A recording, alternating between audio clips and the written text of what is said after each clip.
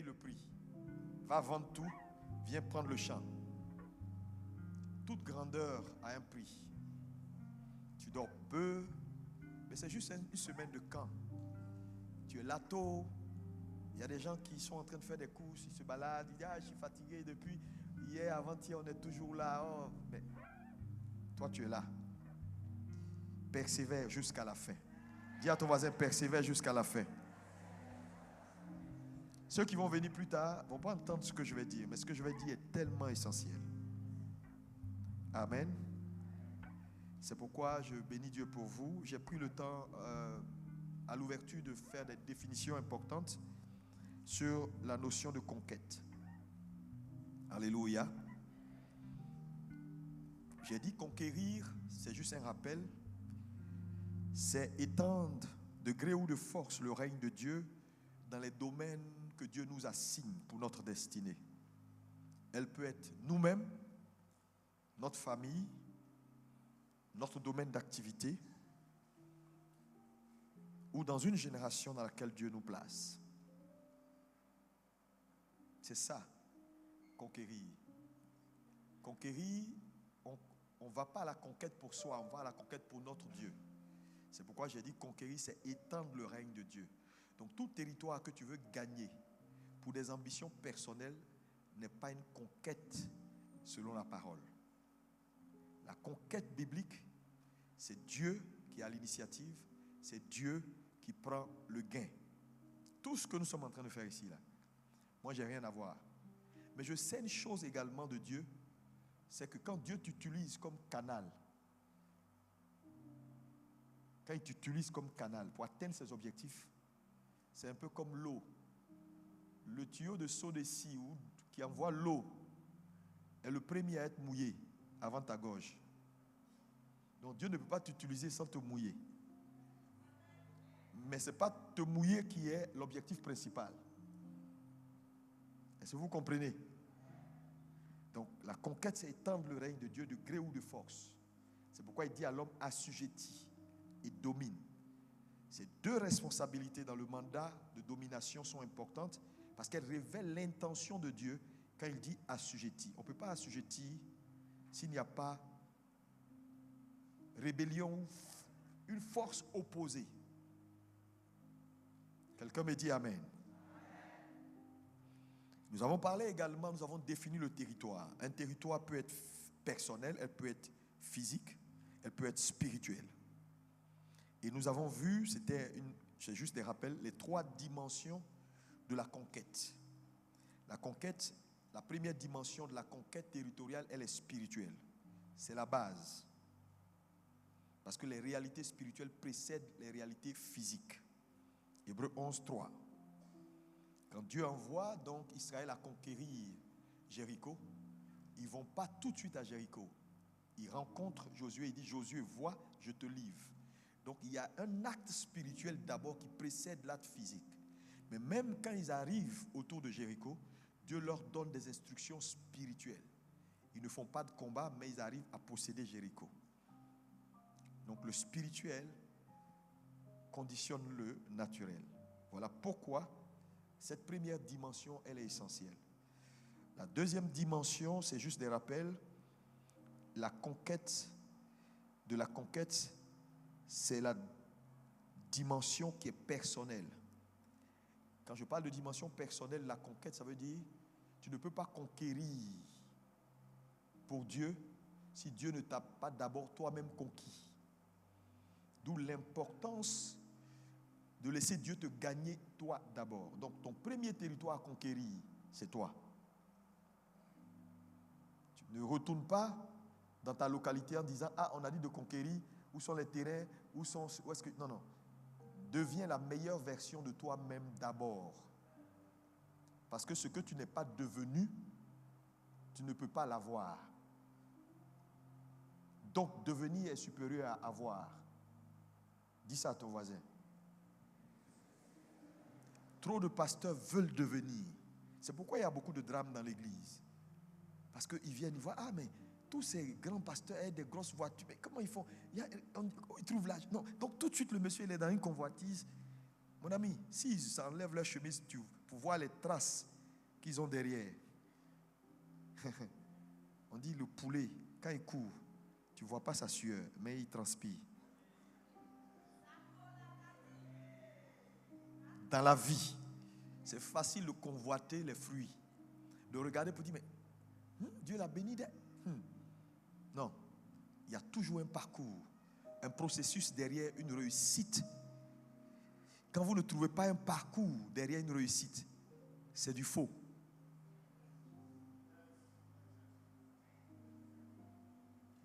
Écoutez-moi.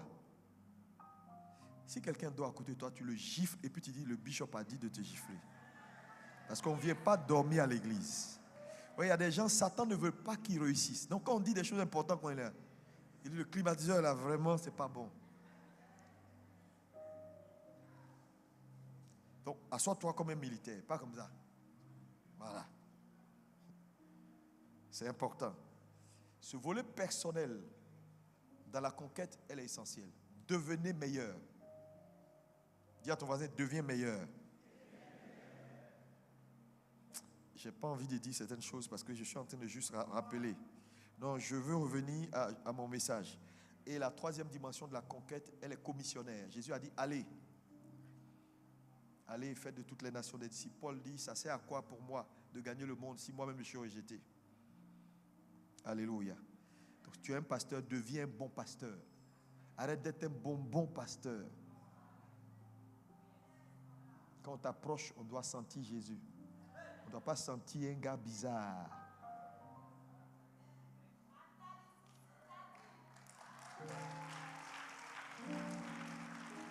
Dis amen, hein?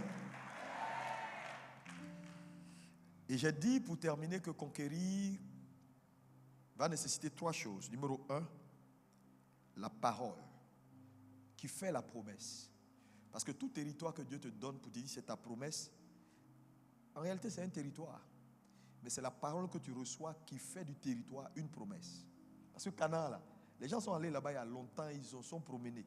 Mais quand Dieu a mis sa parole dessus, c'est devenu la promesse. Donc Dieu va te donner une parole. C'est important. Avant d'aller, ne saute pas simplement comme ça, non. Tu as besoin de la parole pour conquérir. 2, dans ta conquête, tu vas rencontrer des résistances. Pourquoi? Parce que le monde n'est plus sous sa forme première. Après la chute, tout a changé. Satan est désormais le prince de ce monde. Et il n'y a plus de territoire neutre. Ton mariage est un territoire à conquérir. Tes finances, un territoire à conquérir. Ton ministère, un territoire à conquérir. Mais je dis, tout territoire que Dieu te destine, tu feras face à des oppositions.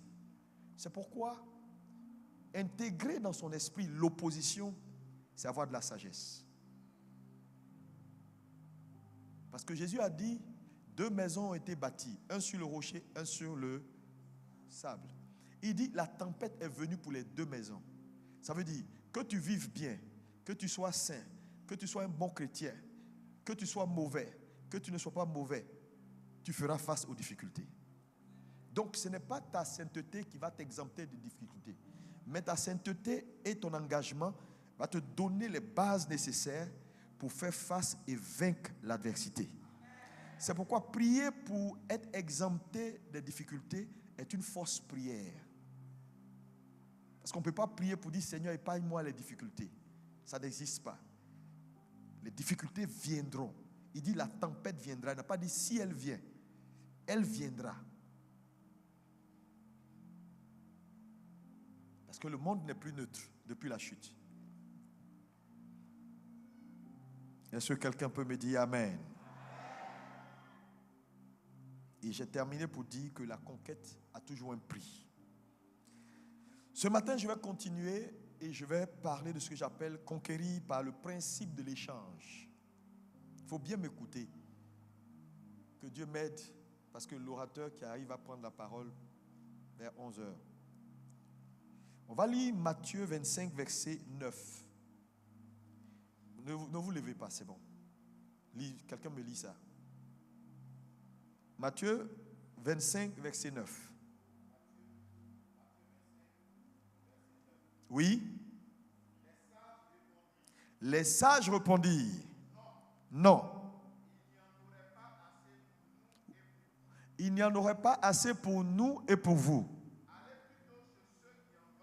Allez plutôt chez ceux qui en vendent et achetez-en pour vous. Vous connaissez l'histoire, c'était l'histoire des 10 vierges. Il y avait 5 folles, 5 sages. Elles sont allées à la rencontre de l'époux et à un moment donné, lui, il manquait sur les 5 folles. Elles sont allées voir les sages pour dire, donnez-nous un peu d'huile. Elle dit, non, non, on n'en a pas assez pour nous. Allez acheter l'huile chez ceux qui en vendent. Ici, on parle de transaction. Tout le monde dit avec moi, transaction.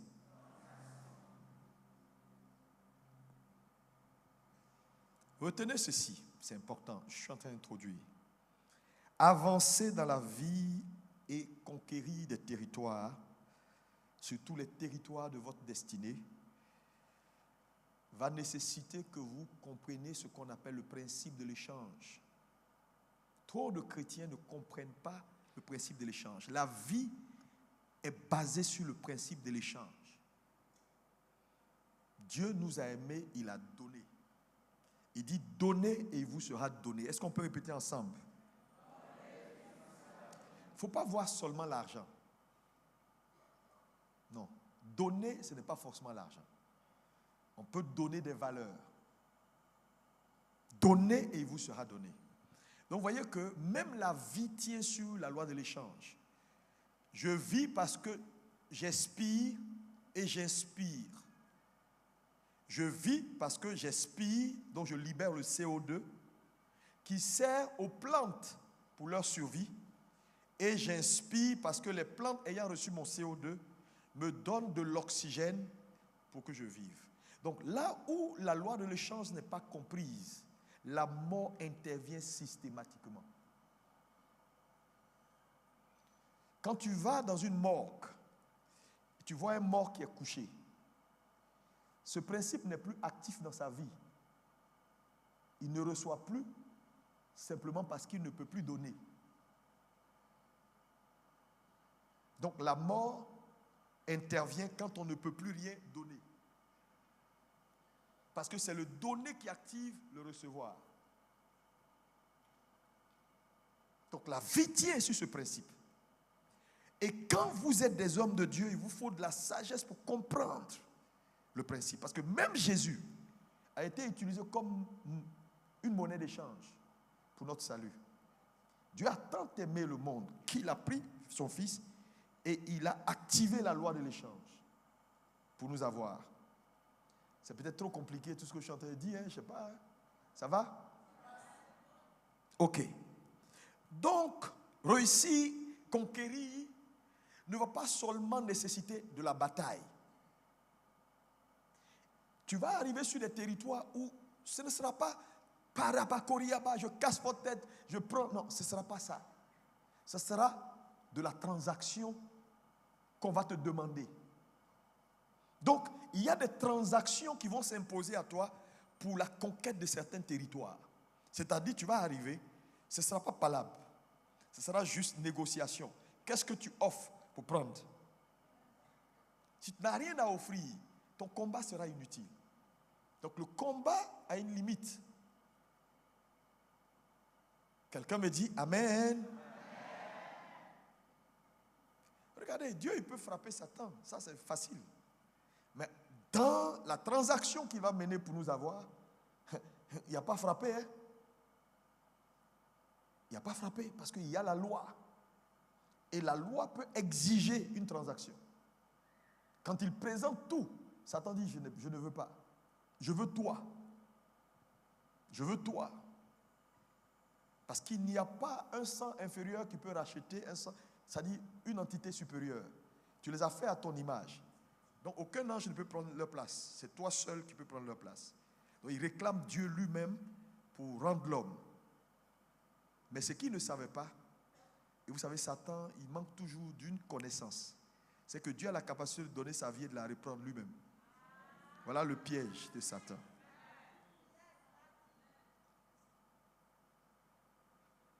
Tire-moi la loi de l'échange.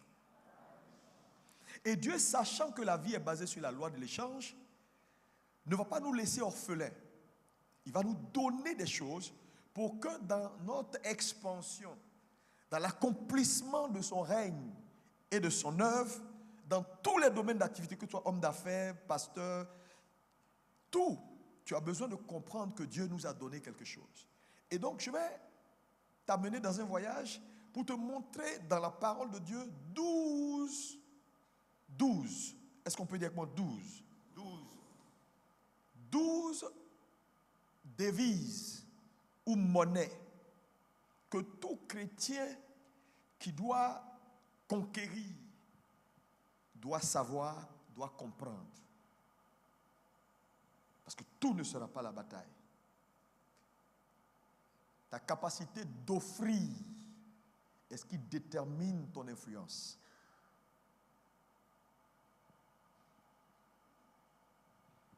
Dis à ton voisin, aucun territoire ne s'ouvre simplement à cause d'un titre, à cause d'une position. Les territoires s'ouvrent à cause de la valeur que vous apportez. La vie va vous demander des choses. Vous êtes pasteur, vous êtes frère, vous êtes tout. Parce que vous savez, souvent, notre incapacité de nous métamorphoser et de comprendre que dans l'accomplissement de la volonté de Dieu, nous sommes un peu comme la pièce maîtresse. Tu es la pièce maîtresse. Oui. C'est pourquoi j'aime dire ceci. On ne poursuit pas la bénédiction. On la tire par la qualité de personne qu'on devient dans la vie. Amen. C'est important. Il y a des grâces. Qu'importe tes combats, vous jeûnez jusqu'à dormir à 4 heures, tout ça, tu seras en train de perdre le temps et de fragiliser ta vie.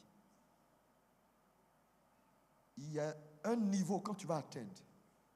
Parce que Dieu a fait la vie de telle sorte que à chaque niveau correspond naturellement des grâces. Donc, niveau 1, il y a des grâces basiques qui sont là. Tu ne peux pas convoiter les grâces du niveau 5 si tu ne fais pas mouvement vers le niveau 5. Tu ne peux pas être au niveau ici, là. C'est comme quelqu'un qui, un exemple, quelqu'un qui a le CEP. Il n'a rien foutu dans sa vie. Pendant que les autres allaient à l'école, lui s'amusait. Il joue avec son ministère. Il est là, il enceinte les femmes du groupe musical. Il est là, il fait n'importe quoi. Et puis, il veut voir la gloire de Dieu. Bon, Dieu le regarde. Parce que Dieu, on ne l'achète pas. Je vais vous faire une confidence. En réalité, toutes les bénédictions que Dieu nous donne ou nous présente, ce n'est pas ça l'objectif. Dieu te présente les bénédictions comme appât, mais ce qu'il vise, c'est ta transformation. C'est pourquoi toute bénédiction qui n'aboutit pas à la transformation, faut demander qui t'a donné. Ça ne peut pas être Dieu. Ça ne peut pas être Dieu. C'est pourquoi il a dit, vous allez les reconnaître par leurs fruits. Aujourd'hui, nous, on reconnaît les gens par leurs feuilles. Les feuilles, ce sont les œuvres. Les fruits, c'est ce que tu es devenu. Alléluia. Amen. Donc, c'est important d'évoluer et de grandir, de bonifier sa vie.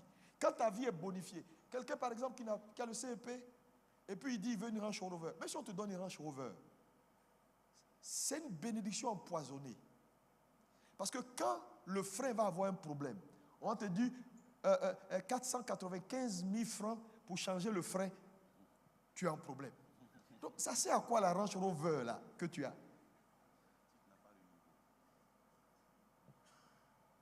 Ça dit, l'entretien, ce vidange, 65 000. Toi, tu luttes pour avoir 1 000 francs pour manger. Ça veut dire que tu as une roche Mais tu n'as pas le niveau.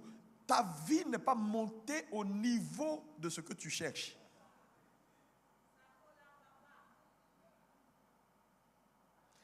Un frère, je dis, bon, je t'achète un billet en business class. Il se retrouve en business class avec les ministres, avec des gens bien. Et puis maintenant, il dit, moi maintenant, je voyais en business class. Non, tu n'es pas encore arrivé au niveau. On t'a envoyé pour voir. Est-ce que ta vie peut soutenir le niveau là? Parce que quand un France va te dire un billet, Abidjan-Paris, 7 millions. Tu as dit, mais vraiment, ils exagèrent. Ça, c'est la haine des terrains, ça. Voilà comment tu as réfléchi. Alléluia. Amen. Donc, plus tu te bonifies, quand tu arrives là, il y a des bénédictions ici là qui sont acquises. Et il y a d'autres grâces qui viennent s'ajouter à toi parce qu'elles sont à ce niveau. Donc, si tu ne grandis pas pour atteindre le niveau là, même si tu les appelles, ils ne vont pas descendre vers ton niveau. C'est toi qui vas vers eux. Ensuite, il y a d'autres bénédictions qui sont devant. Tu dois te bonifier, grandir, te construire pour y arriver. À un moment donné, pour toi, une voiture est une bénédiction. Mais il y a des gens, ce n'est plus une bénédiction. Une voiture, c'est rien du tout. Il a 10 même, ça passe, c'est rien. Pour toi, une maison, oh, si j'ai un petit terrain à Abidjan, je construis mes 2 chambres salon, tu as là, Saint-Esprit, oh,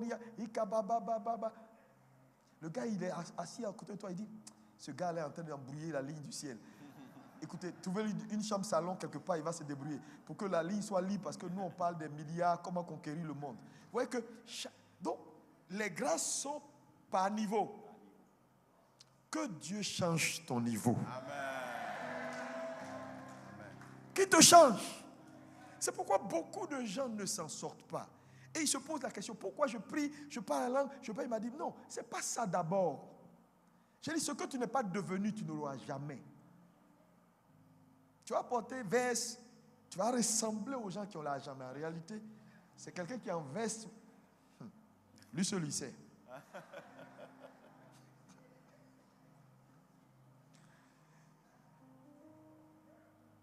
Est-ce que quelqu'un est béni? Amen. Je vous en supplie, quand vous, toi, il faut te conquérir. Alléluia.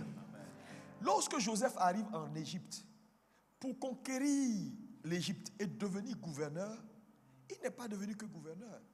Ce n'est pas l'interprétation du rêve qui a fait de lui gouverneur. C'est la solution.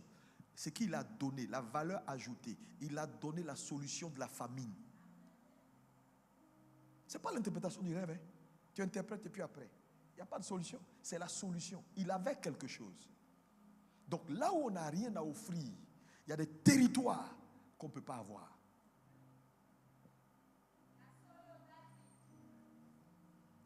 Tu disparais là, est-ce que les gens vont penser à toi? Tu vas manquer à qui? Ça veut dire que ta vie est inutile. Il y a combien de gens qui demandent après toi tous les jours? Donne de l'utilité à ta vie. Tape ton voisin, dis donne de l'utilité à ta vie. La vie est basée sur la loi de l'échange.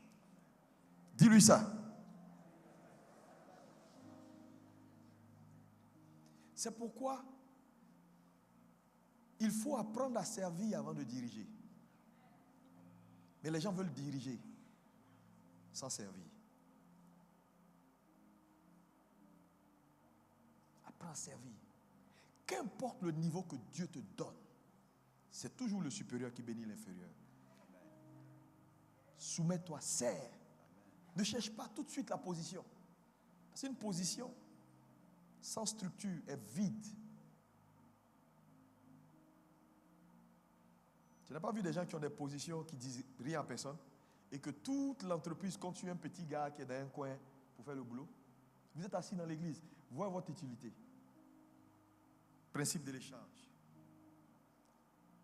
C'est le principe qui permet de conquérir.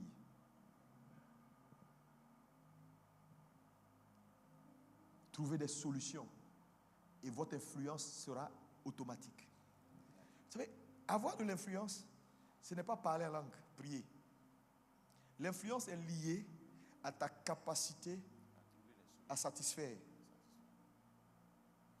à offrir, à donner aux gens ce qu'ils cherchent.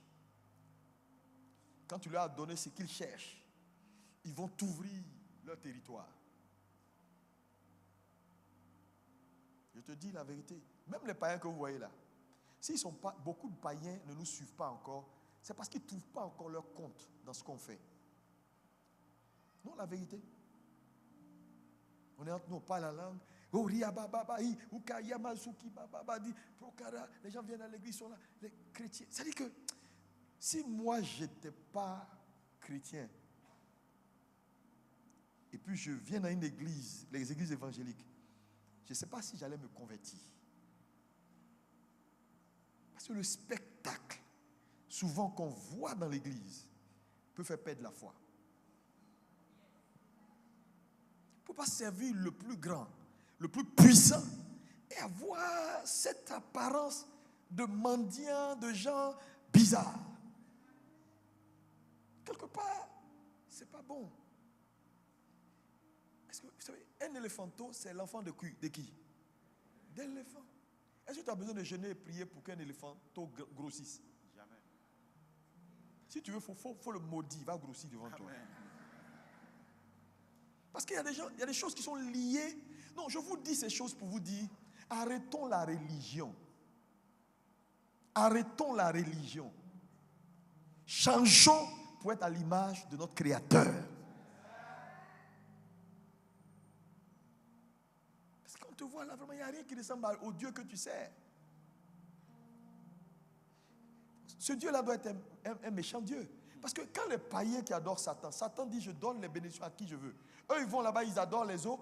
Satan les bénit. Maintenant ils viennent dans l'église, ils voient les gens qui adorent le Créateur du ciel et de la terre, ils parlent la langue. Et quand ils voient la vie de ces gens, ils disent non, ce Dieu-là il ne doit pas être un bon Dieu. Il doit être un Dieu qui profite des gens et qui ne fait rien d'eux. Naturellement. Alors que ce n'est pas ça. Notre Dieu bénit, dis que Dieu bénit. Dieu change la vie. Mais comment vous pouvez expliquer que des gens comme Daniel sont allés dans un pays étranger? Frère, je vous dis, même les gens du monde là, ils cherchent les bonnes choses. Quand Israël est conquis et qu'on les envoie en captivité, Nebuchadnezzar, roi païen, demande à ses conseillers, triez parmi ces gens-là, je veux des gens de race noble, des gens intelligents. Donc, ils ont des critères. Donc, ça veut dire que le monde que vous voyez là tolère. Ils peuvent ne pas tolérer ton Dieu, mais ils ne peuvent pas ignorer ta compétence.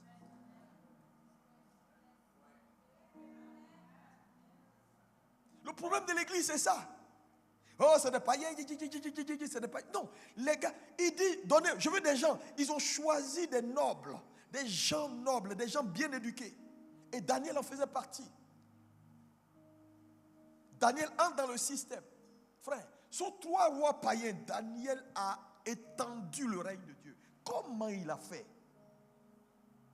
Comment il a fait? Joseph n'est pas devenu gouverneur d'Égypte, mais il est devenu gouverneur. L'Égypte, là, c'est une société mystique, magique. Ça veut dire que c'est une société anti-Dieu. Pour que Pharaon, qui est Dieu lui-même, choisisse un homme et dit, prends le trône et que mon seul trône soit au-dessus de toi. Qu'on dirige toute une... C'est-à-dire un pays mystérieux où tout est magie, tout est satanique. On prend un enfant de Dieu. Frère, il y a des choses que Satan ne peut pas ignorer. C'est pourquoi arrêtez de parler qu'en langue. C'est bon, mais comprenez que le monde dans lequel vous êtes là, la loi de l'échange, même s'il est le diable, s'il voit qu'il peut prendre quelque chose avec toi, il va prendre.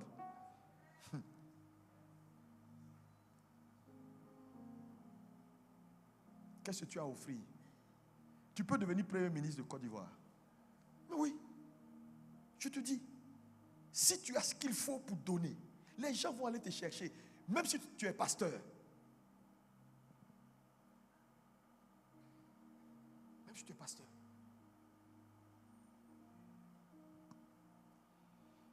Regardez nos pays.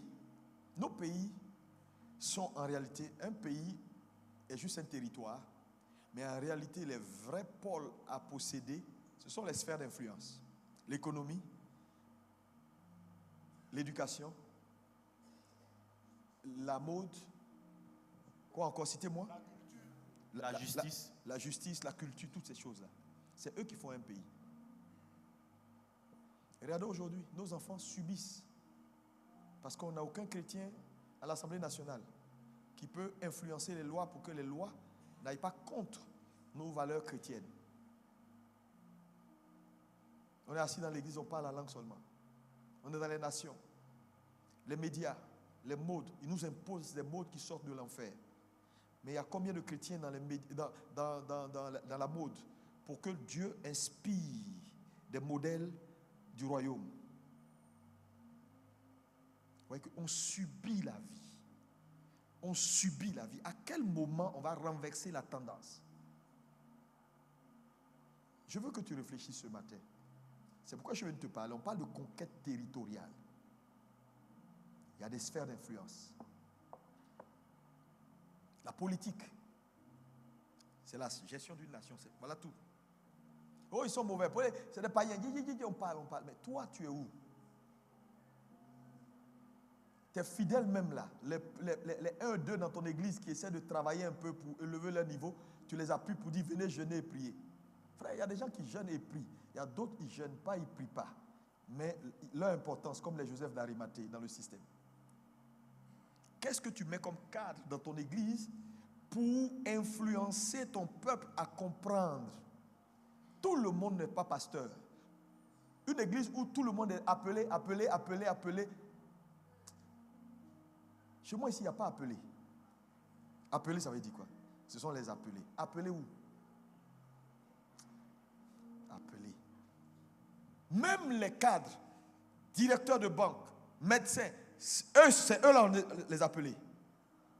Parce que dans leur sphère d'influence, ils ont la capacité d'imposer le règne de Dieu où toi, tu ne pourras jamais le faire.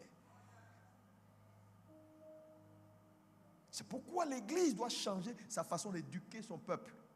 Et vous êtes venus ici, vous repartez, qu'il y ait un changement, un shift. Un shift. Mais attends, quand Élie dit c'est quoi, la dame de distinction là, c'est la Sunamite? La Sunamite, oui. La Sunamite. Il dit, est-ce que tu veux que je parle de toi au roi? C'est une solution qu'il lui a donnée d'abord. C'est la première solution qu'il lui a donnée. Est-ce que je dois parler de toi au roi? Parce que Élie avait accès au roi. C'est-à-dire, il était prophète, il était un homme spirituel, mais ça ne l'empêchait pas d'avoir accès au roi. Il y a combien de gens ici qui ont accès au roi? Je veux te dire, dans ton expansion du règne de Dieu, si tu n'es pas assez stratège pour comprendre que tu ne peux pas te faire des ennemis partout, tu es un homme mort. Parce que infiltrer un système, chaque système a ce qu'on appelle les gardiens du système.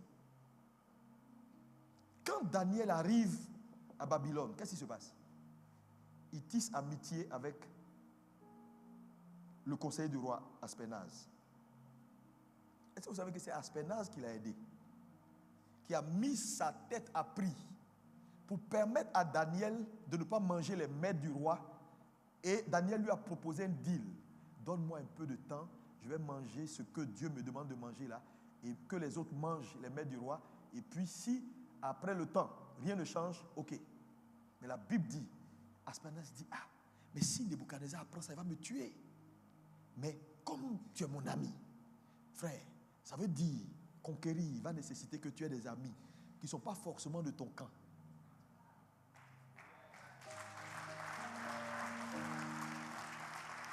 Si vous croyez que tout votre succès va venir des frères qui sont à l'église, vous vous trompez et vous vous trompez absolument. Vous qui êtes frileux des païens là, vous avez commencé à échouer votre vie. Posséder, il faut avoir quelque chose à offrir. Et donc, je disais, Dieu ne nous a pas laissés orphelins.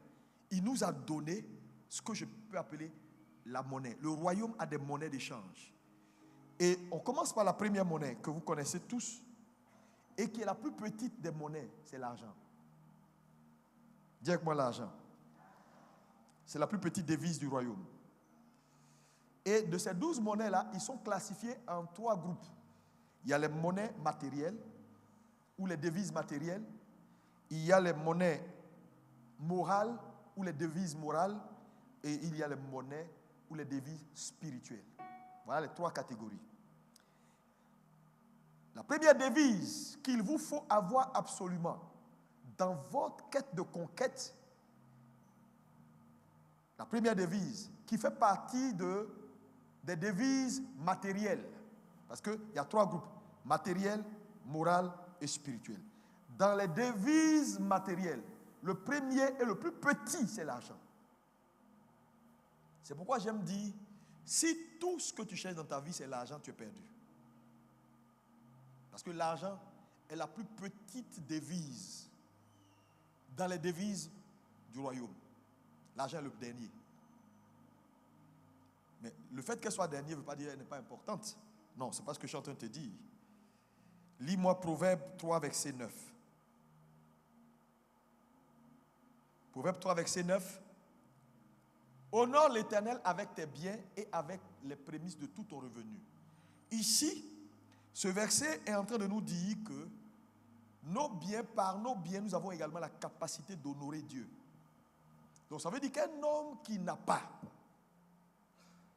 c'est-à-dire Dieu dans sa vie va manquer d'un honneur. Honore, c'est un commandement. Il n'a pas dit si. Honore, elle est impératif. C'est impératif, honore. Donc un homme qui n'a pas l'argent, bien que ce soit la plus petite devise, il y a des honneurs qu'il ne pourra pas donner à Dieu. C'est pourquoi prospérer n'est pas négociable dans la conquête des territoires. Parce que je te dis, tout est basé sur la loi de l'offre. Moi, j'ai un ami à Paris qui a une grande église, vous le connaissez, Pasteur Yvan, quand je vais là-bas. Un jour, on était en train de discuter à son bureau, et puis il dit, mais tu vois, tous mes techniciens là, de son, c'est des païens. Hein? J'ai dit, mais comment? Il dit, oui, c'est des gens que j'embauche, hein, parce que moi, je veux les meilleurs. Il n'y a pas de bons gars dans l'église. Donc, il est allé embaucher des païens. Tu vois le blanc là, il est sur la console. Vous parlez de votre Jésus, ce n'est pas son problème. Mais le son qu'il vous donne là est propre. Et ça vous permet de louer votre Dieu. Yeah.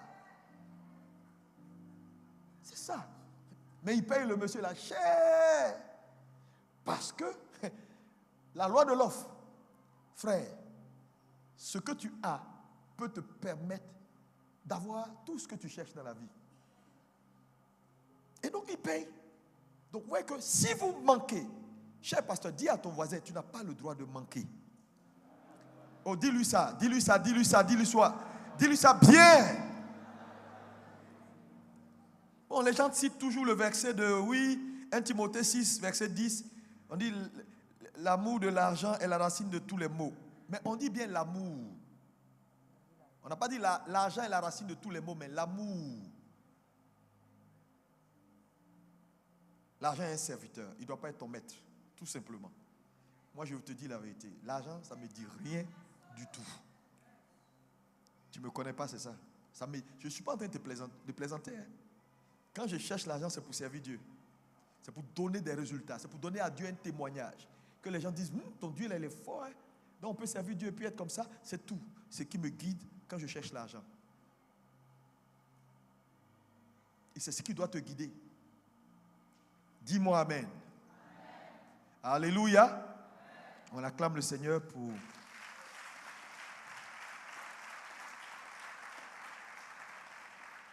Amen. Donc, la première devise matérielle qu'il te faut pour conquérir, c'est l'argent. Dis avec moi l'argent. Comme je t'ai dit tout à l'heure, la prospérité n'est pas incompatible avec la spiritualité. On dit non, oui, il faut faire vœu de pauvreté. Non. La plupart des pauvres sont très orgueilleux et n'aiment pas Dieu. Non, je te dis la vérité. Quand tu vois quelqu'un qui a l'argent, qui aime Dieu, il faut le respecter. Il faut le respecter. Donc cette devise-là, elle est la plus petite. L'argent est la plus petite devise que Dieu nous donne dans la loi de l'échange pour posséder nos territoires. Vous ne pouvez pas négliger l'argent dans la quête d'étendre le règne de Dieu. Parce que l'argent va vous donner également, va vous aider à avoir la bonne santé. Ta femme est malade, tu ne vas pas l'envoyer voir l'infirmier du quartier qui n'a que le CEP et qui a appris tout sur le tas et qui va aller piquer à ta femme un truc qui n'est pas conventionnel. Tu vas aller dans un hôpital qui est correct où elle sera prise en charge. Vous n'avez pas remarqué qu'entre Lazare et le riche, celui qui a vécu longtemps, c'était le riche. Ouais, même s'il est parti en enfer, il a vécu plus longtemps que Lazare. Hein? Ah oui. Vous allez que vous riez.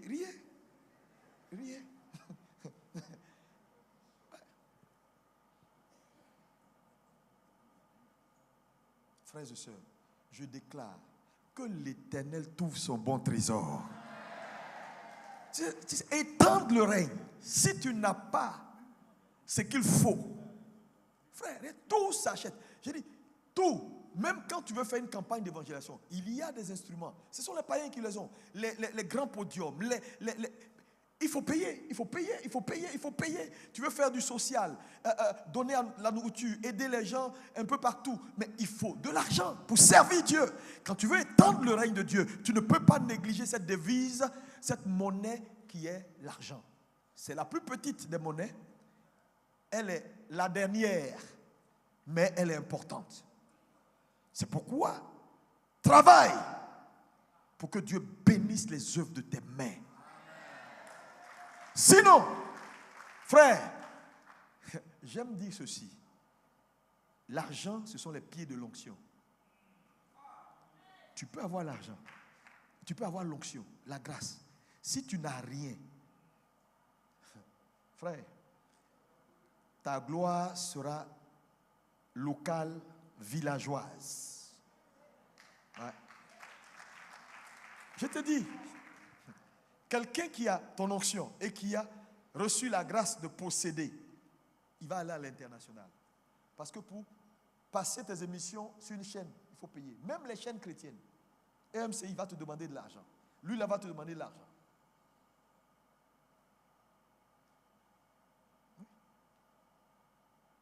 Jésus lui-même, dans son ministère, a eu besoin d'argent. Quand ils sont venus lui présenter la pièce de monnaie, mais on fait quoi, Seigneur? On donne le... Il dit non, à César ce qui appartient à César et à Dieu ce qui appartient à Dieu. Il a partagé la poire en deux. Il a besoin d'argent, il dit, bon, prenez le poisson, j'ai besoin d'argent pour payer les impôts. Mais il a eu besoin d'argent sur terre. Il n'a pas dit aux gens, on ne paye pas impôts, on ne paye rien. Non. Nous vivons dans une société où si vous voulez avoir de l'expansion, vous voulez conquérir des territoires, la conquête par la loi de l'échange. La vie humaine est basée sur la loi de l'échange. Si tu n'as rien à offrir, parce que toutes les portes ne vont pas s'ouvrir par la bataille.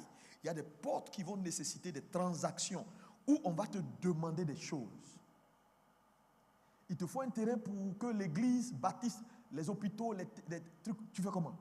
On te dit, pour avoir 10 hectares de terrain, il faut 2 milliards.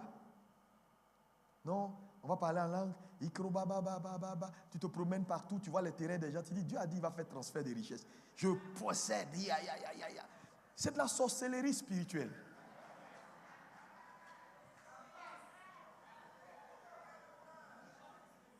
Tu possèdes le terrain des gens. Tu es un voleur. Dis à ton voisin, travaille. Plus fort. Encore plus fort. Lis-moi 1 Pierre 4, verset 10. Je suis en train d'empiéter sur ton temps, hein? Mais je vais te donner dans quelques minutes. Oui. 1 Pierre 4, verset 10. 1 Pierre 4, verset 10. Comme de bons dispensateurs des diverses grâces de Dieu, que chacun de vous mette au service des autres le don qu'il a reçu. Échange. Tout le monde dit échange.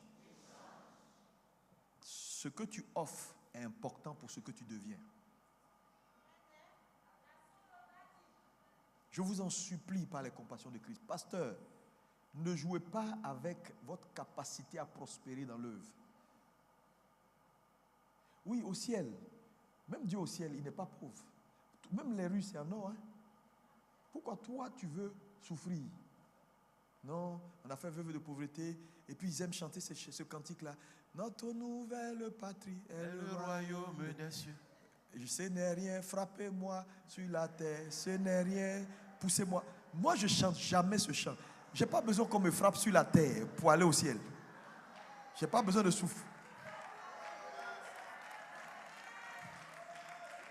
Ce sont les paresseux qui veulent rien faire et qui disent, voilà, ils roulent dans leur grosse voiture, ils ont leurs gros trucs. Nous, c'est le ciel qui nous intéresse. Ils vont aussi entrer au ciel.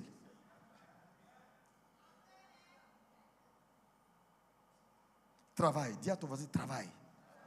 Bats-toi. Tu es un homme d'affaires prospère. L'argent ne doit pas être ton maître, mais il doit être ton serviteur. Avec l'argent, vous pouvez tendre le règne de Dieu. Si Dieu vous bénit, tu deviens milliardaire ici en Côte d'Ivoire, les gens vont considérer tes conseils. Pourquoi les Juifs sont importants? Il n'y a aucune élection américaine. Pour faire le choix du président, le Congrès juif est consulté. Mais est-ce que tu as déjà vu un président aller consulter le Congrès des Noirs? Ils n'ont aucune force financière. Les Juifs sont puissants. Pour transférer la capitale d'Israël de Tel Aviv à Jérusalem, c'est un Juif, un multimilliardaire, qui a dit à Trump, il faut le faire, ça va vous coûter, moi je paye. Ils l'ont transféré. Pour qu'une prophétie s'accomplisse. Il y a des choses que tu ne pourras pas faire si tu n'as pas l'argent, je te dis. Ici, tu as l'argent, le gouvernement va te considérer. Tu vas à la RTI, ils ont besoin d'argent pour acheter leurs instruments. Ils disent, je vous donne 10 milliards. Ils vont te donner un créneau juste après le journal pour parler.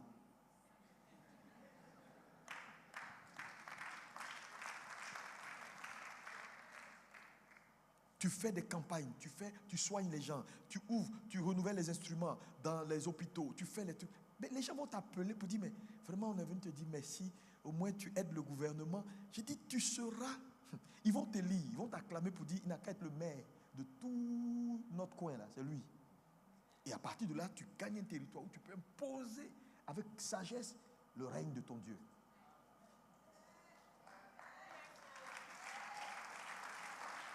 C'est la première monnaie.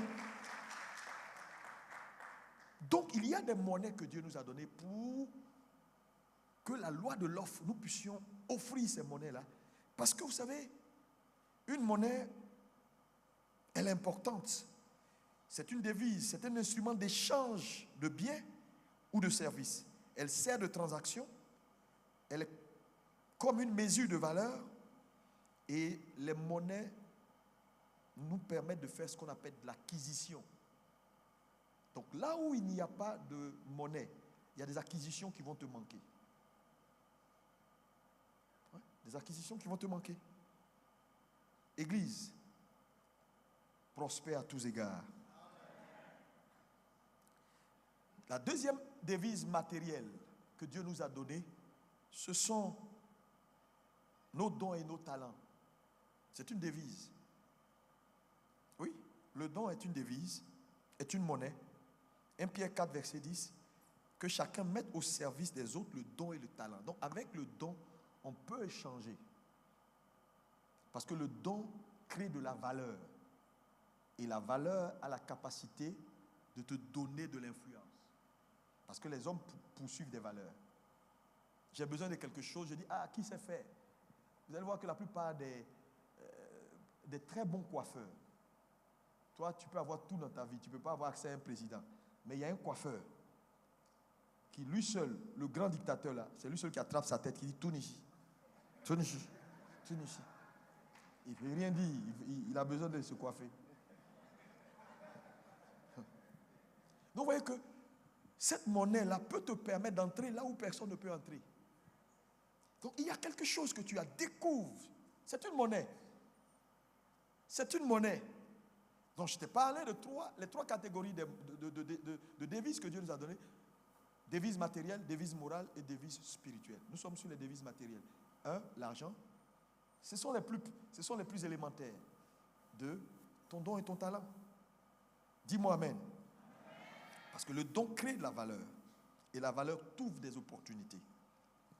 Allons rapidement, parce que je vais laisser la parole. Deuxième catégorie de monnaie d'échange, ce sont les monnaies morales dans le royaume. Le premier, c'est le temps. C'est une monnaie morale. Ecclésiaste 3, verset 1 qui dit, il y a un temps pour tout sur la terre. Ça dit, ta capacité le temps est une ressource importante que Dieu nous a donnée pour gagner dans la vie et pour étendre son règne. C'est une ressource précieuse. Malheureusement, la plupart des hommes le gaspillent et ne savent pas l'utiliser. Regarde aujourd'hui, tu es devenu comme tu as quel âge maintenant? C'est maintenant que tu veux courir dans tous les sens. Non, tu n'auras pas la force physique pour faire certaines choses. C'est maintenant qu'il faut que la sagesse vienne à toi. Je te dis, quelle que soit ta force, il y a un moment donné, tu ne pourras pas courir. C'est pourquoi il faut maximiser le temps. Et venir à de telles rencontres, Dieu veut que tu maximises avec la monnaie du temps. Quand tu retournes, tu dis, ah, j'ai perdu trop de temps. Maintenant, je ne perds plus le temps. Donc, tu t'organises, tu structures ta vie à faire des tris dans les priorités. Rester au téléphone pendant 4 heures et tu as mangé, tu n'as pas mangé. Il s'appelle comment? Il ne s'appelle pas comment? Tu as perdu beaucoup de temps. Tu aurais pu réfléchir. Réfléchir. L'église africaine n'aime pas réfléchir. On fait n'importe quoi, on ne réfléchit pas. Non! Réfléchir est important. Maximise avec le temps. C'est une monnaie essentielle. Dites-moi Amen. Le temps détermine également la destinée. Il dit rachetez le temps car les jours sont mauvais. Rachetez le temps.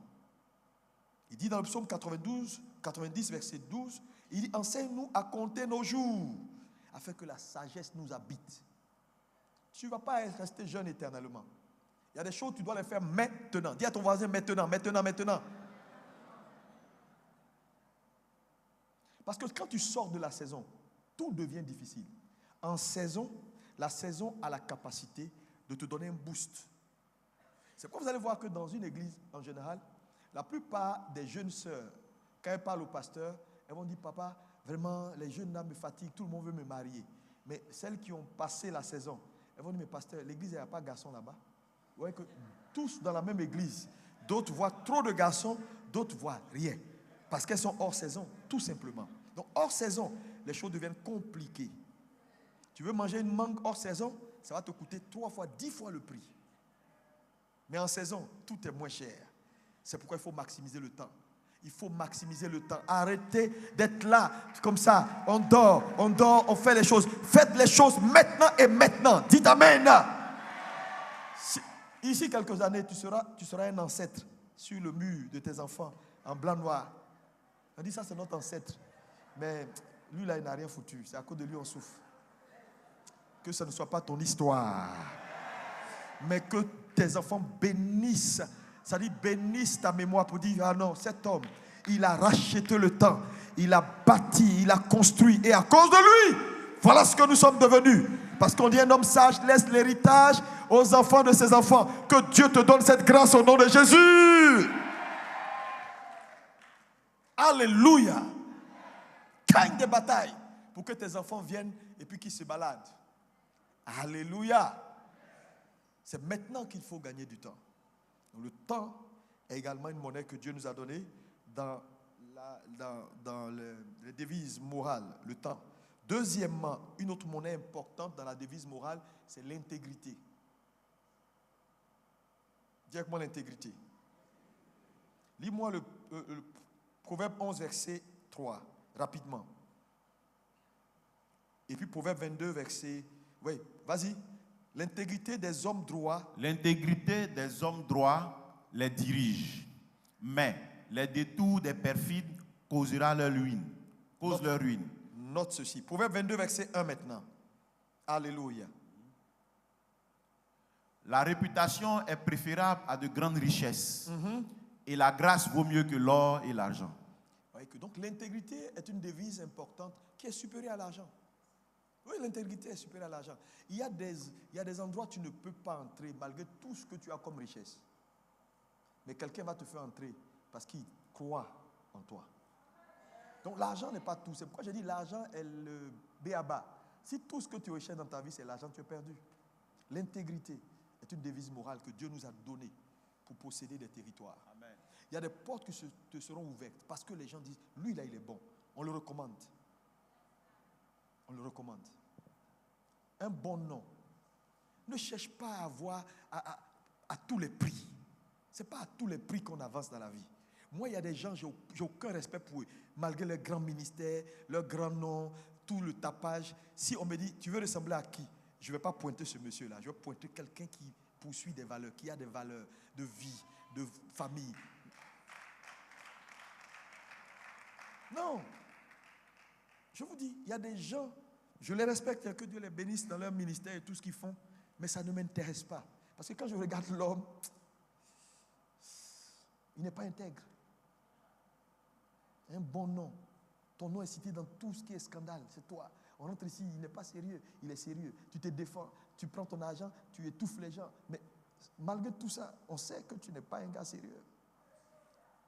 Tu n'es pas sérieux. Tu n'as aucune parole.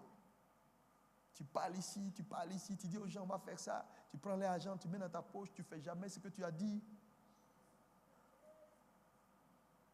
Faut te méfier. Un bon nom, c'est plus que l'or. Le ministère, ce n'est pas du bling-bling. C'est dans la continuité. Bâtissez pour donner un modèle aux générations futures. Est-ce qu'on peut acclamer Jésus? Quand vous prenez un gars comme Billy Graham, un homme respecté dans sa génération, quand il est mort, tous les présidents américains étaient là. Prêche l'évangile simplement. Il n'était pas dans le cafouillage. Il y a des gens, ils sont dans le cafouillage. C'est eux qui parlent ici, qui entrent ici, qui sont dans les scandales, qui veulent montrer tous les mystères, les mystères de la barbe d'Aaron. Tout ça, c'est bon. Mais à un moment donné, si tout ça n'est pas soutenu par un caractère, quelque chose de pur, ça sera du fake. Hein? C'est pourquoi, vous savez, j'ai prêché il n'y a pas longtemps quelque part et j'ai dit ceci, et c'était très important. J'ai dit, dans la spiritualité, la vérité n'est pas dans l'expérience, mais dans la source. Ouais. Quelqu'un peut te dire, ça, c'est juste. Mais ça, c'est l'expérience, c'est le fait. Ce n'est pas avec ça qu'il faut juger, c'est la source. Parce que cette dame a dit de Paul, c'est des hommes de Dieu corrects, ils sont comme ça. Elle a dit des choses vraies, n'est-ce pas? Mais pourquoi à un moment donné, Paul dit, mon esprit ne soutient pas ce qu'elle dit. Et esprit de Python sort. Ouais, le problème, le dilemme dans l'église entre le prophétique et la plupart des pasteurs se trouve à quel niveau? Parce que les prophètes vont te dire, j'ai vu, j'ai entendu. Ils ne sont pas en train de mentir. Ils ont réellement vu, ils ont réellement entendu. Ça, c'est l'expérience. Mais le problème, c'est qui leur a dit. Parce que depuis la chute, il n'y a plus qu'un compartiment spirituel. Il y a deux. La chute a divisé, de Lucifer, a divisé le monde des esprits en deux compartiments. Vous comprenez? Et donc, si tu ne prends pas garde, tu peux connecter avec le compartiment qui n'est pas le bon. Tu vas avoir les expériences. Mais malheureusement, la source est fausse. Donc, quand on les critique, ils se sentent mal parce qu'ils ont réellement entendu une voix, ils ont réellement vu une ombre, ils ont réellement reçu ce qu'ils ont. Mais le problème, c'est que, vous savez, le nom de Jésus n'est pas suffisant pour connecter avec le bon compartiment. La Bible ne nous a jamais dit comment connecter le monde spirituel. Elle nous a dit, allez vers un homme qu'on appelle Jésus. Lui, il vous expliquera tout. Et les gens, qu'est-ce qu'ils font? Ils cherchent à avoir des expériences en dehors de Jésus. Donc, ils entrent dans plein d'enseignements inutiles et ils mettent Jésus à côté. Ils rhabillent leurs enseignements avec Jésus pour vous donner, voilà, un style. Je dis, attends, Le numéro de mon frère, c'est 07 07 07 01. Si je prends mon téléphone, je fais 07 07 02. Quelqu'un me répond. Est-ce que c'est lui? Mais je vais dire, mais j'ai parlé avec le pasteur Eli. Il va dire, oui, pasteur, on n'a pas. Il va me dire, non, pasteur, je ne t'ai pas parlé. J'ai dit, mais je t'ai appelé. En temps, je me suis trompé. Mais je vais dire, je serai sincère. Quand on va me critiquer, je vais dire, mais vous êtes méchant avec moi. Mais ce n'est pas de la méchanceté. En réalité, j'ai parlé avec quelqu'un, mais ce n'est pas pasteur Eli. Donc, beaucoup font des expériences. Mais quelle est la source? C'est pourquoi la véracité d'une prophétie n'est pas la preuve qu'elle vient de Dieu. Parce qu'il y a des marabouts qui peuvent te dire des choses exactes. Ta grand-mère, où elle était née et tout, il n'y a rien qui va changer. La source. La vérité n'est pas dans l'expérience, mais dans la source. C'est pourquoi il faut retourner à Christ. Tu es un pasteur, arrête tes histoires de je me concentre, pouvoir, je me concentre, pouvoir. Il faut que j'aille m'asseoir dans une brousse. Il faut arrêter tes histoires. Connais Christ. Tu vas prendre un démon pour venir embrouiller tout le monde.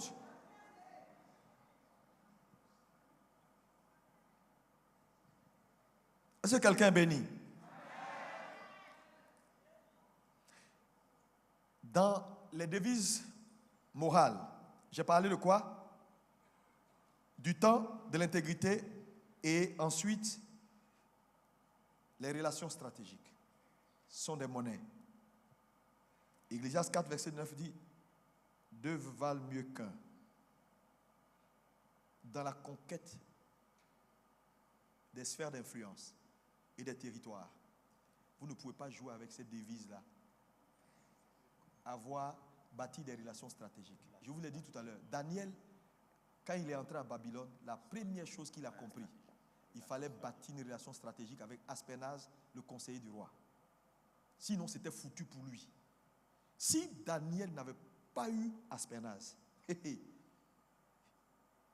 ne serait peut-être pas devenu le Daniel qu'il est devenu. C'est lui qui a mis sa poitrine pour dire, je vais te couvrir. Chaque fois que les mains du roi arrivent, je vais cacher ça. Continue dans ce que tu fais et on verra.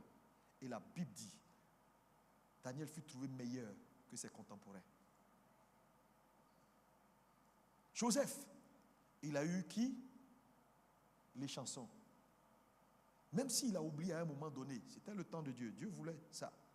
Mais il est resté patient. C'est les chansons qui a soufflé pour dire, je connais un homme qui est bon. Avoir des relations stratégiques dans la vie peut vous faire gagner des territoires que vous n'allez pas combattre pour. Donc cette devise-là, un chrétien qui ne comprend pas que ce n'est pas parler en langue seule, ce n'est pas prière de combat seul qui est bon dans la vie. Parce que je vois, les gens, ils ne comprennent rien, ils sont tout le temps, oh, on va bombarder. On est quitté à Abidjan, on dit oui, il faut prendre tous les territoires d'Abidjan. Ibro, Ikama, Issouma, Ikababa. Et puis il est en parlant avec tous ses amis. Ouria, Koussiba. Maintenant, Dieu va descendre pour dire, je veux t'aider maintenant. Emprunte des vaches chez tes amis. Il dit, hey, papa, je ne parle pas avec eux. Oh. Moi, je continue de bombarder. Fait. Mais non, mais quand il va falloir emprunter les vases, il faut aller chez les voisins. Tu n'as aucun ami. Parce que je te dis, il y a quelque chose que quelqu'un sait ou a que toi, tu n'as pas. Juste connecter avec lui augmente ta force. Que Dieu vous donne des bonnes personnes dans la vie. Amen. Que Dieu vous donne des bonnes personnes. Amen. Dis-moi amen. Amen. Que Dieu envoie dans ton église des gens. Amen. Un coup de fil. Et puis ta vie a changé. Même Jésus, qui est Dieu, a compris que avoir un homme comme Joseph d'Arimathée dans son ministère est important. Il y avait les prieurs. Les prieurs, c'est bon. Les pierres, ils parlent en langue. Oui, l'autre, on ne parlait pas beaucoup de lui. Mais quand ça a chauffé à la croix, ils ont tous pris la fuite. C'est Joseph d'Arimathée qui est allé pour dire, j'ai besoin de son corps. Qui a prêté son tombeau. Frère, en son temps, avoir un tombeau personnel, tu es un gars puissant. Que Dieu vous donne des hommes puissants. Amen. Des relations stratégiques. Amen. Ce n'est pas à négliger dans une nation et dans ta quête de vouloir posséder des territoires. Il y a des territoires importants. C'est le gardien qui va te dire, hey, tu es arrivé ici là. On ne fait pas ça où? Le patron là. Il ne faut jamais dire ça devant lui. Pourquoi? Tu as été bon avec lui. Il t'a pris en amitié. il va te donner les vrais secrets que les autres n'auront pas. Ils vont aller se casser la tête. Toi, tu ne vas pas te casser la tête. C'est pourquoi quand vous êtes leader, à un moment donné, ce n'est pas avec tout on connecte. Il y a des relations stratégiques. Si demain tu as un problème, tu fais comment? Non, je vais parler à Dieu. Ok, Dieu va intervenir. Mais Dieu aussi est obligé de toucher quelqu'un pour intervenir. Parce que sur cette terre, rien ne se fait sans l'homme.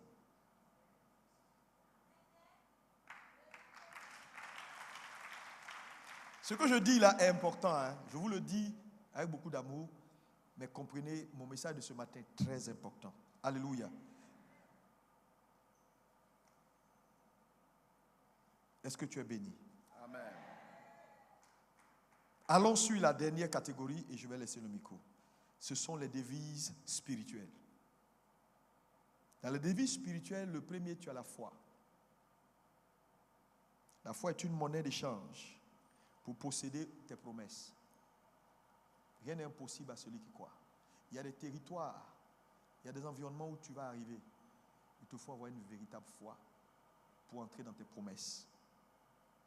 Sans la foi, il est impossible d'être agréable. La Bible dit, la victoire qui triomphe du monde, c'est votre foi. Donc vous voyez que les devises spirituelles sont supérieures aux devises morales. Et les devises morales sont supérieures aux devises matérielles. Ce sont les plus petits, le matériel. La foi, c'est tout. Mon juste vivra par la foi. Je ne vais pas aller dans trop de détails concernant la foi. Alléluia. Deuxième devise spirituelle. À part la foi, nous avons la sagesse. La Bible dit dans Proverbe 4, verset 7, à qui est la sagesse? Vous savez, réussir va nécessiter qu'à un moment donné, tu réfléchisses. Un chrétien qui n'aime pas réfléchir, ce n'est pas bon. Je vous ai dit, Dieu répond aux questions. Et dans la vie, ce n'est pas tout on fait n'importe comment. Cette question qu'on pose à Jésus, c'était un piège. On paye l'impôt à qui? Et il lui présente une pièce. Il dit, donnez-moi la pièce. C'est une question piège. S'il dit, ne payez pas à César, il y a problème. S'il dit, payez à César, il y a problème. Il a coupé la poire en deux. C'est de la sagesse. Parce qu'il n'était pas venu pour chercher une réponse. Il était venu pour le condamner. Il y a des portes qui ne vous seront jamais ouvertes si vous n'avez pas cette capacité-là d'exercer la sagesse. Salomon, face aux deux dames où il y a eu le problème, l'autre a tué son enfant, est venu. Qu'est-ce qu'il fait? Dieu lui donne la sagesse. Bon, écoutez, on va couper l'enfant en deux. Maintenant, celle à qui l'enfant appartient a dit non. Je préfère voir mon enfant vivre, même ailleurs. Celle qui n'avait pas l'enfant dit tuez. Donc, très souvent, les gens qui sont prêts à tout gâter, là, c'est eux, il faut regarder avec beaucoup de loupe. La sagesse va vous ouvrir des portes que vous ne pouvez pas imaginer. Résoudre des problèmes que vous ne pouvez pas résoudre par la prière. C'est pourquoi il faut grandir. À qui est la sagesse? Parce qu'elle vaut mieux que de l'or. Avançons. Devise spirituelle. Après la foi, la sagesse, la faveur est une devise spirituelle. C'est une monnaie que Dieu te donne. Cette monnaie, elle est capitale dans la conquête. Elle est capitale dans la conquête. Frères et sœurs, il y a des gens qui vont te regarder et puis vont te dire, je ne sais pas pourquoi je t'aime, il faut prendre. Ce n'est pas pour tout qu'on paye. Ce n'est pas pour tout qu'on combat. Souvent, Dieu va te donner. Amen. Tu vas trouver grâce. Mais la grâce n'est pas une denrée qu'on ramasse dans les rues. C'est une monnaie qui s'active. C'est-à-dire on grandit dans la grâce. Parce que le premier niveau de grâce, c'est la grâce pour le salut. Elle est gratuite. Mais le deuxième niveau de la foi, c'est une foi qui s'active. C'est une foi qui se cultive. C'est pourquoi la Bible dit que la grâce soit multipliée par la connaissance. Ou une raison saine a pour fruit la grâce. Ça veut dire, là où il n'y a pas de raison saine, il y a des grâces qui vont te manquer. Là où il n'y a pas de certaines connaissances, il y a des grâces qui vont te manquer. Donc ça veut dire qu'on peut grandir dans la grâce. Elle s'active. Elle ne se coupe pas. Je prends la grâce, je prends la grâce, je prends la grâce. Non. Que Dieu multiplie ta grâce. Amen. Dans cette saison, au nom de Jésus. Dis-moi amen bien. Tu vas demander, on va te donner. Là où les autres payent, toi tu vas prendre ça gratuit. Le pasteur Mathieu Achimoa a raconté son témoignage. Quand il y a eu les Jeux Olympiques au niveau de Londres, ils sont venus, ils ont récupéré tout son complexe où il faisait ses cultes. Et puis lui ont proposé un autre complexe qui est plus grand avec des bâtiments déjà, une douzaine de bâtiments sur le site, bâtis. Et on lui a dit le prix. Il a dit, lui, sincèrement, à un moment donné, les gens sont allés réfléchir quand ils sont venus, dit, bon, il faut prendre. Et ils lui ont donné du forfait. Quand il te dit ce que le prix, le site vaut, et comment il a acquis ça, tu peux comprendre que ça, c'est la grâce. Il n'a pas travaillé pour ça. Que Dieu t'ouvre son bon trésor. Amen. Que des gens viennent et qui t'offrent même des choses que tu ne pouvais pas imaginer pour accélérer ta conquête au nom de Jésus-Christ de Nazareth. Quand on marche avec Dieu, on ne peut pas ignorer cette monnaie qui est la monnaie de la grâce. Si tu ignores cette monnaie, moi je dis tout ce que je fais. C'est la grâce de Dieu qui me fait. Demain, ma femme même, tu dis, je suis là, c'est moi que tu vois là, c'est tout. Et puis la grâce de Dieu. Non. Peut-être même tu pries plus que moi ou tu jeûnes plus que moi, tu fais des trucs plus que moi. Mais mon ami, j'ai une conscience aiguë de cette monnaie. Sans elle, il y a des choses qui vont te manquer. Que Dieu te donne la grâce. Que Dieu te donne faveur devant lui et devant les hommes. Dis faveur devant Dieu et devant les hommes. Un jour, il y a un gars qui m'a dit, il dit, mais je ne sais pas pourquoi je t'aime toi. Je ne sais pas. Écoute, si tu as quelque chose, fais-moi signe. Qu'importe la chose, quelqu'un te provoque, appelle-moi. Ça, c'est la grâce. Dans un monde dangereux comme ce monde-là, être ami du chef d'état-major, c'est pas rien. Hein? Un jour, un policier m'a arrêté. Je partais prêcher. Et puis, il m'arrête. Et puis, il commence à bavarder. Il dit, où est le papier? J'ai oublié mon permis à la maison. Parce que j'ai changé de voiture. Donc, j'ai oublié l'autre permis. Il dit, non. J'ai dit, pardon, je suis pasteur. Il dit, quel pasteur?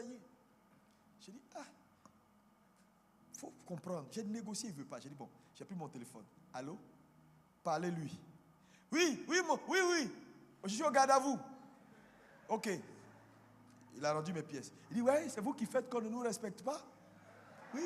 J'ai dit, je t'avais dit, il faut qu'on fasse ça doucement. Tu ne m'as pas écouté. Que Dieu te donne la grâce. Alléluia. C'est comme un jour, j'étais à Orly. Je venais, et puis le policier qui me reçoit, il dit, il aime mon affaire. Et puis il me donne son numéro. Il dit, à chaque fois que tu es à Paris, appelle-moi. Il dit, comme ça? Il dit, oui. Me donne son numéro personnel. Il met le tampon dans mon visa, et puis il me dit, donne-moi ton numéro. Puis il ouvre son portable, et puis il me donne son numéro. Il dit, prends. Dieu va te faire grâce cette saison-là. J'ai dit, tu repars dans une grâce multipliée au nom puissant de Jésus. Terminons. L'une des monnaies essentielles, c'est la parole prophétique. Elle te donne de la direction. Amos 3, verset 7.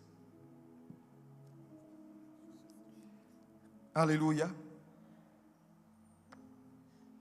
Ouais, si tu comprends ces choses-là, ta vie sera facile. Parce que tu ne vas pas courir. Hier, on nous a parlé de l'identité pour la conquête. Moi, je te parle de la loi de l'échange pour la conquête. Parce que tout ne sera pas bataille. Il y a des choses que tu vas devoir offrir. Mais Dieu ne nous a pas laissé orphelins. Il nous a donné des monnaies pour échanger dans la vie. Tu dois les connaître, les appliquer. Parce que toutes ces monnaies-là n'ouvrent pas toutes les portes. Il y a des monnaies qui ouvrent d'autres, d'autres n'ouvrent pas d'autres. Que Dieu te bénisse. Amen. Et qui t'élève. Amen. Après cette conférence, que ta vie ne soit plus jamais la même au nom de Jésus. Amen. Levons-nous s'il vous plaît. Merci Saint-Esprit. Je veux que tu parles à Dieu un instant. Et nous allons laisser la place à notre deuxième orateur qui va nous envoyer jusqu'à midi 30, et l'autre va terminer. Alléluia. Parle à Jésus. Parle à Jésus. Jesus.